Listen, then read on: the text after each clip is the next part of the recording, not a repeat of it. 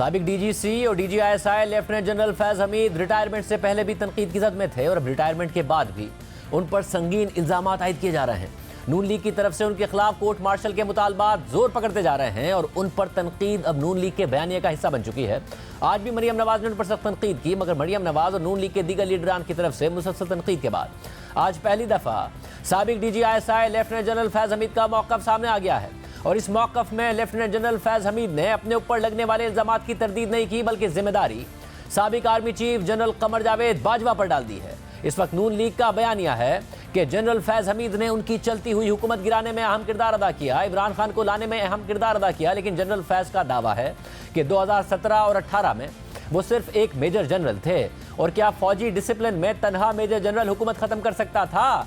फौज में फैसला सिर्फ चीफ का होता है और तमाम फैसले अदालतों ने किए। आज जनरल फैज हमीद कह रहे हैं कि सारे फैसले अदालतों ने किए, मगर उन पर अदालतों को मैनेज करने से मुतालिक भी इल्जाम लगे हैं और इस हवाले से हमने उन्हें सवालात भी भेजे हैं। जबकि दूसरी तरफ मरियम नवाज ने साबिक डीजीआईएसआई फैज हमीद के मुबैना किरदार से मुतालिक उनके कोर्ट मार्शल की हिमायत की और कहा कि उन्हें निशाने इबरत बनाना चाहिए। जबकि वफाकी वज़ीर दाखिला राना सनाउल्लाह ने इस पर रद्दमल देते हुए कहा कि कोर्ट मार्शल इदारा कर सकता है, सिविलियन हुकूमत नहीं कर सकती। साथ ही उन्होंने जनरल फैज हमीद के भाई के खिलाफ इंक्वायरी से मुतालिक भी अपना रद्दमल दिया। कोर्ट मार्शल जो है वो वज़ारत दाखिला नहीं करती, वो अदारा ही करता है, GHQ ही करता है। सियासतदान तो मुतालबा करते हैं और उनके भाई के और उनके सासों के हवाले से जो बातें हुई हैं वो तो FIA के दायरेकार में आती हैं। एक इंक्वायरी, एक तहकीक हो रही है, अभी उस पर बात करना कब्ल अज़ वक्त होगा। कोई चीज़ें जो है वो सामने आएंगी तो उसके बाद फिर आपको आगाह कर दिया जाएगा। इन्वेस्टिगेशन के जो अदारे हैं वही कर रहे हैं। मगर साबिक डीजीआईएसआई फैज हमीद का दावा है कि 2017 और 18 में एक मेजर जनरल की हैसियत से वो अकेले कैसे हुकूमत ख़त्म कर सकते थे। फौज में फैसला साजी सिर्फ आर्मी चीफ की होती है। अब अहम बात यह है कि फैज हमीद ने मेजर जनरल की हैसियत से मुल्क में फैसले जनरल कमर जावेद बाजवा की हिदायत पर ज़रूर किए। उन फैसलों में नून लीग की हुकूमत को कमज़ोर करना, इमरान खान के इक़्तिदार के लिए रास्ता हमवार करना शामिल था, सियासी इंजीनियरिंग शामिल थी और उनमें से अक्सर की तस्दीक जनरल कमर जावेद बाजवा भी कर चुके हैं। फरवरी 2021 तक खुद अपने सियासी किरदार का एतराफ़ भी कर चुके हैं। मगर एक वक्त ऐसा भी आया कि जब जनरल फैज हमीद साबिक वज़ीर आज़म इमरान खान के लिए इतने अहम हो गए थे कि इमरान खान ने मौजूदा आर्मी चीफ यानी जनरल आसिम मुनीर को डीजीआईएसआई के ओहदे से हटाकर जनरल फैज हमीद को ISI का सरबराह लगा दिया, जिसकी वजह यह रिपोर्ट हुई कि जनरल आसिम मुनीर ने डीजीआईएसआई की हैसियत से इमरान खान के करीबी लोगों की बदउनवानियों की निशानदही की, जिसमें बुशरा बीबी और उनकी दोस्त फराह खान के एक बिजनेस टाइकून से लेन देन के मामला शामिल थे। और ये बात उन्होंने जब वज़ीर आज़म इमरान खान को बताई तो इमरान खान ने कोई एक्शन लेने के बजाय नाराज़ होकर जनरल आसिम मुनीर को ही ओहदे से हटा दिया और लेफ्टिनेंट जनरल फैज हमीद को डीजीआईएसआई लगा दिया। और फिर 2 साल तक जनरल फैज हमीद ने मुल्क में सियासी इंजीनियरिंग की एक नई मिसाल कायम की और उन पर इल्जाम लगे कि इमरान खान की हुकूमत के लिए कानून साजी कराने, इत्तेहादियों को असेंबली लाने, सेनेट इलेक्शन मैनेज कराने, मीडिया मैनेज करने, नैब को मैनेज करने से लेकर खुद वज़ीर आज़म इमरान खान के एतमाद का वोट हासिल करने जैसे अहम और मुतनाज़ा काम किए। और जाहिर है कि जनरल कमर जावेद बाजवा इन तमाम मामलात से बरी ज़िम्मा नहीं हो सकते, मगर फिर जनरल कमर जावेद बाजवा और जनरल फैज हमीद के रास्ते भी अलग होते गए। और जनरल कमर जावेद बाजवा का दावा है कि इदारे ने सियासी अदम मुदाखलत की पॉलिसी अपनाई और जनरल फैज हमीद को डीजीआईएसआई के ओहदे से हटाने का फैसला किया। मगर इमरान खान कोशिश करते रहे कि इदारे इसी तरीके से काम करें, जिसके लिए वो किसी भी सूरत जनरल फैज हमीद को डीजीआईएसआई के ओहदे पर बरकरार रखना चाहते थे। आम बात यह है कि 2017 में जब lieutenant general Faiz Hameed major general थे तो उन पर नून लीग इल्ज़ाम लगाती थी कि वो मुबैना तौर पर अदालतों को मैनेज करते थे, मनपसंद फैसले दिलवाने के लिए दबाव डालते थे। अदालत के अंदर से भी आवाज़ उठी और उनका नाम लिया गया। और इस मैनेजमेंट की एक मिसाल सहाफ़ी जावेद चौधरी के 29 दिसंबर के कॉलम में देखी जा सकती है। गुज़िश्ता साल के आखिर में सहाफ़ी जावेद चौधरी ने साबिक army chief general Qamar Javed Bajwa से 6 घंटे की तवील मुलाकात की और इस मुलाकात से मुतालिक उन्होंने 27 दिसंबर को एक कॉलम लिखा और फिर 29 दिसंबर को एक और कॉलम लिखकर बताया कि कैसे जनरल कमर जावेद बाजवा, जनरल फैज हमीद और साबिक चीफ जस्टिस साकिब निसार ने मिलकर मुल्क में मुबैना सियासी इंजीनियरिंग की। कॉलम के मुताबिक हनीफ अब्बासी ने नवंबर 2016 में सुप्रीम कोर्ट में इमरान खान और जहांगीर तरीन के खिलाफ 2 पटिशन्स दायर की और इस्तदा की कि ये दोनों हजरात आइन के आर्टिकल 62 और 63 के तहत सादिक और अमीन नहीं हैं, उन्हें डिस्क्वालीफाई किया जाए। कॉलम के मुताबिक जस्टिस साकिब निसार उस वक्त चीफ जस्टिस थे, कमर जावेद बाजवा आर्मी चीफ और फैज हमीद मेजर जनरल और ISI में DGC थे। चीफ जस्टिस ने अपनी सरबराही में 3 रुकनी बेंच बना दिया। समाअत शुरू हुई तो इमरान खान और जहांगीर तरीन फंसते चले गए। जहांगीर तरीन ने जनरल बाजवा से रब्ता किया और इमरान खान को साथ लेकर उनके घर पहुंच गए। इमरान खान ने जनरल बाजवा से मुकदमे में मदद मांगी।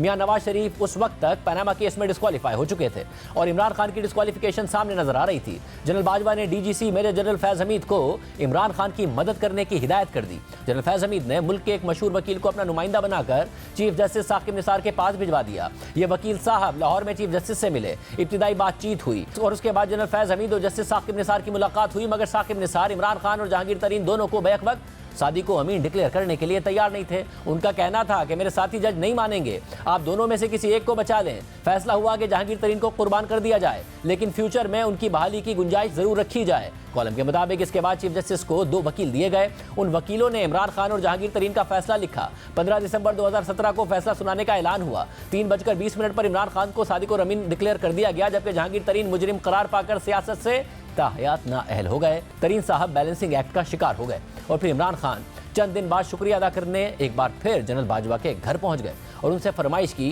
कि हमने जहांगीर तरीन को जरूर बचाना है, मैं उसके बगैर हुकूमत नहीं चला सकूंगा। और फिर फैज हमीद को एक बार फिर टारगेट दे दिया गया। लेकिन फिर फरवरी 2018 में इमरान खान का बुशरा बीबी से निकाह हो गया।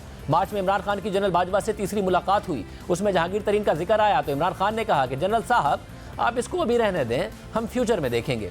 जनरल बाजवा ये सुनकर हैरान रह गए और ये इमरान खान की तरफ से उनके लिए पहला धचका था। मगर जनरल फैज हमीद की तरफ से अदालतों को मुबैना तौर पर मैनेज करने का ये एक ही इल्ज़ाम नहीं है। 2017 में जब सुप्रीम कोर्ट ने नवाज शरीफ को नाअहल किया और 2018 में बाकायदा उन्हें एहतसाब अदालत से सजाएं सुनाई गई, तो उस वक्त उन सजाओं के खिलाफ नून लीग ने इस्लामाबाद हाई कोर्ट से रुजू करने का फैसला किया। फिर जुलाई 2018 में इस्लामाबाद हाई कोर्ट के जज जस्टिस शौकत सिद्दीकी ने अवामी सतह पर दावा किया कि इदारे उन पर दबाव डाल रहे हैं कि वो नवाज शरीफ के खिलाफ फैसला दें, और बाद में जनरल फैज हमीद का नाम भी लिया कि वो उनके पास ये ऑफर लेकर उनके घर आए थे कि नवाज शरीफ की सजाएं बरकरार रखनी है। होना तो ये चाहिए था कि जस्टिस शौकत सिद्दीकी के बयानात की, इल्ज़ामात की तहकीकात की जाती, मगर फिर सुप्रीम जुडिशल काउंसिल ने जस्टिस शौकत सिद्दीकी के खिलाफ ही कार्रवाई शुरू कर दी और उन्हें ओहदे से निकाल दिया गया। अपने दिफा के लिए शौकत सिद्दीकी ने जो जवाब जमा कराया उसमें वाज़ेह तौर पर कहा गया कि ISI के अफसर फैज़ हमीद ने उनसे रब्ता किया था और उनसे नवाज शरीफ और मरियम नवाज के केस के हवाले से बात की थी और पूछा कि वो इस केस के हवाले से क्या राय रखते हैं। जैसे शौकत सिद्दीकी का दावा है कि उन्होंने कहा था कि वो मेरिट पर केस देखेंगे, मगर फैज़ हमीद ने जवाब दिया था कि इस तरह तो हमारी 2 साल की मेहनत ज़ाया हो जाएगी। इस दौरान ये भी इल्ज़ामात लगते रहे कि जनरल फैज़ हमीद अदलिया में मुदाखलत से मुतालिक इतने मजबूत हो गए थे कि वो जजेस की तैनाती से मुतालिक भी दबाव डालते थे। इस हवाले से खुद मौजूदा वफाकी वज़ीर दाखिला राना सनाउल्लाह ने एतराफ़ किया कि जब वो जजेस की तैनाती से मुतालिक पार्लिमानी कमेटी का हिस्सा थे तो जनरल फैज़ हमीद किसी को जज लगाने के लिए मरे जा रहे थे और इसके लिए उनसे रब्ता भी किया गया। मेरे साथ तो उनको बात या मैसेज करना नहीं चाहिए था जो उन्होंने मेरे साथ सलूक किया था, लेकिन वो मरे जा रहे थे उनके लिए। जनरल फैज किसी को जज लगवाने के लिए मरे जा रहे थे, आपसे भी बात की, हमारे साथ भी रब्ता किया। लेकिन उन्होंने जिन साहब की आपको सिफारिश की थी वो जज तो बन गए। ये जी बिल्कुल बन गए। यानी ये फैक्ट जो है ये मेरे इल्म में है कि उनका कहाँ पे तल्लक है। अब अगर वहाँ से कोई बात होती है तो फिर मैं तो समझूंगा ना कि जनाब ये पीछे फलां साहब हो सकते हैं। मगर जनरल फैज़ हमीद पर मुदाखलत का इल्ज़ाम सिर्फ अदलिया तक महदूद नहीं है, बल्कि उन पर इल्ज़ाम ये भी है कि उन्होंने पार्लियामेंट में सियासी इंजीनियरिंग का एक मजबूत निज़ाम तश्कील दिया। जब मार्च 2021 में इमरान खान बतौर वज़ीर आज़म एतमाद का वोट लेने में कामयाब हो गए तो बाद में ये तफसीलात आईं कि ये कामयाबी भी जनरल कमर जावेद बाजवा और लेफ्टिनेंट जनरल फैज़ हमीद की मदद से हासिल हुई। इस कहानी की तफसील भी जावेद चौधरी ने जनरल बाजवा से मुलाकात के बाद अपने कॉलम में लिखी है और कॉलम के मुताबिक सेनेट में डॉक्टर हफीज शेख के मुकाबले में यूसुफ रज़ा गिलानी जीत गए। यूँ साबित हो गया कि एस्टैब्लिशमेंट वाकई हुकूमत के पीछे से हट गई है। लेकिन फिर अचानक इमरान खान ने ऐलान कर दिया कि वो 6 मार्च 2021 को एतमाद का वोट लेंगे और एस्टैब्लिशमेंट एक बार फिर इमरान खान की सपोर्ट पर मजबूर हो गई। जनरल फैज़ हमीद को जिम्मेदारी सौंपी गई और वो 72 घंटे मुसलसल जाग कर हुकूमत बचाने में कामयाब हो गए। चौधरी शुजात हुसैन उस वक्त अस्पताल में थे। चौधरी सालिक हुसैन उनको खाना खिला रहे थे। एक फौजी अफसर गुलदस्ता लेकर अस्पताल आए, चौधरी साहब की आयादत की और उसके बाद दरख्वास्त की कि सर बेशक चौधरी साहब अलील हैं, लेकिन आपने कल हर सूरत पार्लियामेंट हाउस पहुंचकर वजीर आजम को एतमाद का वोट देना है।